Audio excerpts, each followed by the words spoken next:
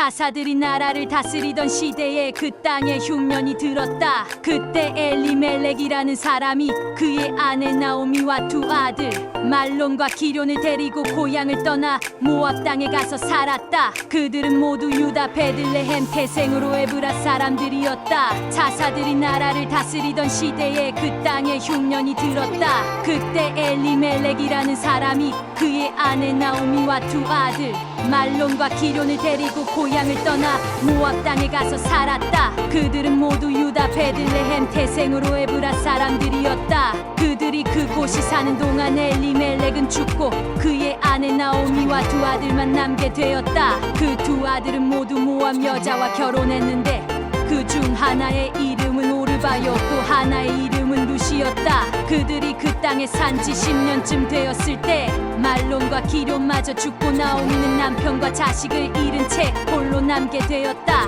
그로부터 얼마 후에 나오미는 여호와께서 자기 백성을 축복하여 그 땅에 풍년이 들게 하셨다는 소식을 듣고 두 며느리와 함께 모압 땅을 떠나기로 작정하였다. 그들이 그곳은 떠나 유다 땅으로 돌아오는 도중에 나오미가 두 며느리에게 말하였다. 너희는 모두 친정으로 돌아가거라. 너희는 죽은 너희 남편과 나를 정성껏 섬겼다. 그러므로 여호와께서 너희가 행한 대로 갚아주시기 원하며 또 너희가 재혼하여 행복한 가정을 이룰 수 있도록 축복해 주시기 원한다. 그리고서 나오미가 그들에게 입을 맞추고 작별하려고 하자 그들은 큰 소리로 울며 아닙니다. 우리는 어머니와 함께 어머니의 백성에게로 가겠습니다 하고 말하였다. 그러나 나오미는 그들에게 이렇게 대답하였다.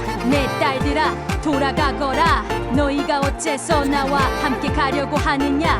너희 남편이 될 아들을 내가 다시 낳을 수 있겠느냐? 얘들아 너희 친정으로 돌아가거라. 나는 너무 늙어 재혼할 수도 없다. 만일 아직도 내가 희망이 있어 오늘 밤이라도 재혼하여 아들을 낳는다고 해도 그들이 자랄 때까지 너희가 어떻게 기다릴 수 있겠느냐? 그들을 바라보고 너희가 어떻게 남편 없이 살 수 있겠느냐? 내 딸들아 너희가 그럴 수는 없다. 여호와께서 너희에게 상처를 주어 나를 벌하셨으니 내 마음이 더욱 아프구나. 이 말을 들은 두 며느리는 다시 소리를 높여 함께 울다가 오르바는 시어머니에게 입을 맞춰 작별 인사를 하고 친정으로 돌아갔으나 룻은 계속 시어머니 곁을 떠나지 않았다. 그래서 나오미는 얘야 너희 동서는 자기 백성과 신들에게 돌아갔는데 너도 동서를 따라 돌아가거라 하였다.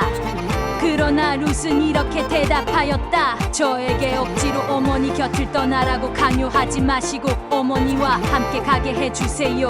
어머니께서 가시는 곳에 저도 가고 어머니께서 사시는 곳에 저도 살겠습니다. 어머니의 백성이 저희 백성이 되고 어머니의 하나님이 저희 하나님이 되실 것입니다. 어머니께서 돌아가시는 곳에서 저도 죽어 묻힐 것입니다. 죽음이 우리를 갈라놓기 전에 만일 제가 어머니 곁을 떠나면 여호와께서 저에게 무서운 벌을 내리시기 원합니다.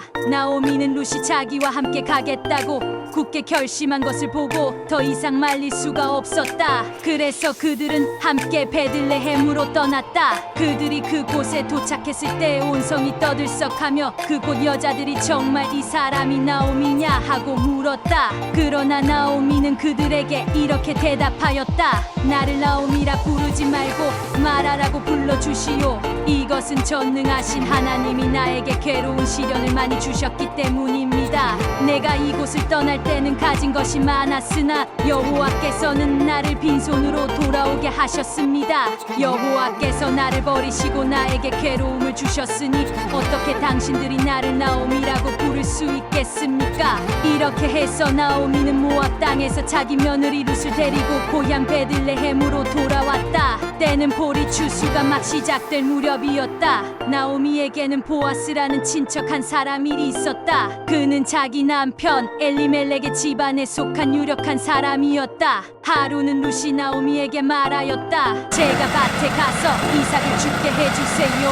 혹시 친절한 사람이라도 만나면 제가 그를 따라다니며 이삭을 죽겠습니다. 그러자 나오미가 내 따라가거라 하고 대답하였다. 자, 그래서 룻은 밭으로 나가 보리 베는 일꾼들 일꾼들을 따라다니면서 떨어진 이삭을 줍고 있었는데 공교롭게도 그곳은 엘리멜렉의 친척 보아스의 밭이었다. 그때 마침 보아스가 베들레헴에서 막 도착하였다. 그가 일꾼들에게 여호와께서 너희와 함께 하시기를 하고 인사하자 그들도 여호와께서 당신을 축복하시기를 하고 답례하였다. 그리고서 보아스는 일꾼들을 감독하는 사람에게 저 젊은 여자는 누구냐 하고 물었다. 그러자 그가 대답하였다. 저 여자는 나오미와 함께 모압 땅에서 온 사람입니다. 그런데 일꾼들을 따라다니면서 떨어진 이삭을 죽게 해달라고 부탁하기에 그렇게 하라고 했습니다. 그녀는 아침부터 지금까지 계속 이삭을 줍다가 지금 저 그늘에서 잠시 쉬고 있는 중입니다. 그러자 보아스가 룻에게 가서 말하였다. 내 말을 듣게. 이삭을 주우러 다른 밭으로 가지 말고 여기서 우리 집 여자 일꾼들과 함께 있으면서 이삭을 줍도록 하게. 내가 젊은 남자들에게 그대를 건드리지 말라고 단단히 타일러 놓았네. 목이 마르거든 언제든지 물통 있는 데로 가서 일꾼들이 길어온 물을 마시도록 하게. 그러자 룻은 땅에 얼굴을 대고 절하며 말하였다.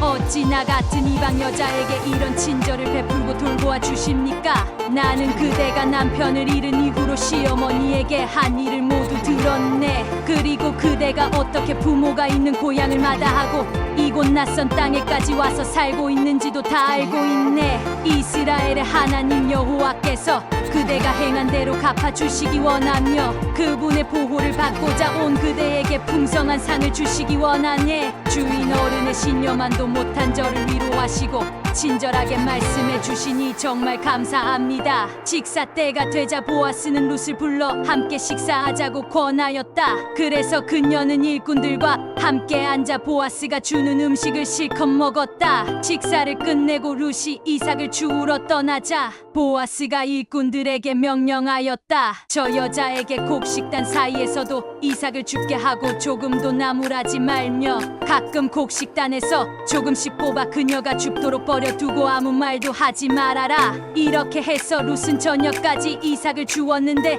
주운 것을 되어보니 보리가 한 말 남짓되었다. 룻은 그것을 가지고 성으로 들어가 주운 것을 시어머니에게 보이고 또 싸가지고 옷 먹다 남은 음식도 내어놓았다. 그러자 시어머니가 그녀에게 물었다. 오늘은 어디서 이렇게 많은 이삭을 주었느냐? 너를 도와준 사람에게 하나님이 복을 주시기 원한다. 그래서 룻은 시어머니에게 모든 일을 다 말하고 그 밭의 주인이 보아스라는 것도 말해주었다. 그러자 나오미는 감격해서 며느리를 보고 말하였다.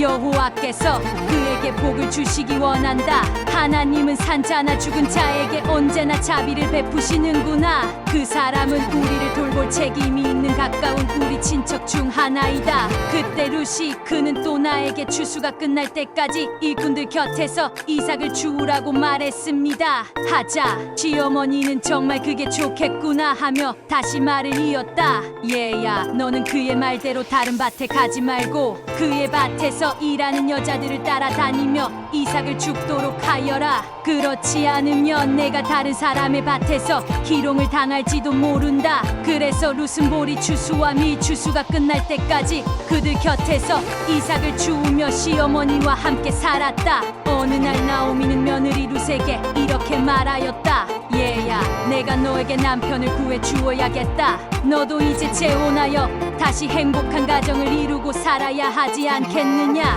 너는 보아스가 어떠냐? 그는 우리에게 친절을 베풀었고 또 우리에게 가까운 친척이기도 하다. 그가 오늘 밤에 타작마당에서 보리를 기질할 것이다. 너는 목욕을 한 다음 몸에 향수를 바르고 제일 좋은 옷으로 차려 입고 타작마당으로 내려가거라. 그러나 너는 그가 저녁 식사를 끝낼 때까지 그의 눈에 띄어서는 안 된다. 그가 눕는 곳을 잘 알아두었다가 잠이 들면 너는 그의 발치로 가서 이불을 들고 거기 누워라. 그러면 내가 어떻게 해야 할 것인가를 그가 일러줄 것이다. 그러자 룻은 어머니께서 말씀하신 대로 다 하겠습니다 하고 대답하였다. 자 그리고서 룻은 그날 밤에 타작마당으로 내려가서 시어머니가 지시한 대로 하였는데 보아스가 실컷 먹고 마시고 기분이 좋아 보리 낯가리 곁에 자리를 깔고 누웠을 때 룻은 슬그머니 가서 이불을 들고 그의 발치에 누웠다. 보아스는 한밤중에 일어나 몸을 돌이켜보고 놀라지 않을 수 없었다. 어떤 여자가 자기 발치에 누워있질 않겠는가. 그래서 그는 내가 누구냐 하고 물었다. 그러자 룻이 나는 당신의 종 룻입니다. 나와 결혼해주세요. 당신은 나를 돌볼 책임이 있는 가까운 친척입니다 하고 대답하였다. 자, 이때 보아스가 그녀에게 말하였다. 여호와께서 그대에게 복을 주시기 원하네. 가난하건 부유하건 젊은 사람에게 시집갈 생각을 하지 않고 시어머니를 받들어 섬기는 것을 볼 때 그대의 정성이 처음보다 나중이 더하구나. 이제 그대는 아무것도 두려워하지 말게. 내가 그대의 모든 요구를 들어주겠네. 그대가 현숙한 여인이라는 것은 우리 성 주민들도 다 아는 일이네. 그런데 한 가지 문제가 있어. 내가 그대를 돌볼 책임이 있는 가까운 친척인 것만은 사실이나 나보다 그대에게 더 가까운 친척이 있네. 그러니 오늘 밤은 여기서 머물게. 날이 새면 내가 그를 만나 서로 상의한 다음 결정하도록 하겠네. 만일 그가 그대와 결혼하겠다고 하면 다행으로 여겨 그대에 대한 책임을 다하도록 하겠네. 그러나 만일 그가 거절하면 대신 내가 그 책임을 다할 것을 살아계신 여호와의 이름으로 맹세하네. 그러니 그대는 조금도 염려하지 말고 아침까지 여기 누워있게. 그래서 룻은 아침까지 그의 발치에 누워있다가 날이 밝기 전에 일찍 일어났다. 이것은 타작마당에 여자가 들어온 것을 아무도 눈치채지 못하게 하라고 그가 말했기 때문이었다. 보아스가 룻에게 겉옷을 가져와서 펴게 한 다음 뒷박으로 보리를 6번 되어서 이워주자 그녀는 성으로 들어갔다. 룻이 집이 도착했을 때 그녀의 시어머니가 얘야 어떻게 되었느냐 하고 물었다. 그래서 룻은 보아스가 자기에게 한 일을 전부 이야기하고 덧붙여서 내가 빈손으로 어머니에게 돌아가서는 안 된다면서 그가 이 보리를 되어서 이워주었습니다 하였다.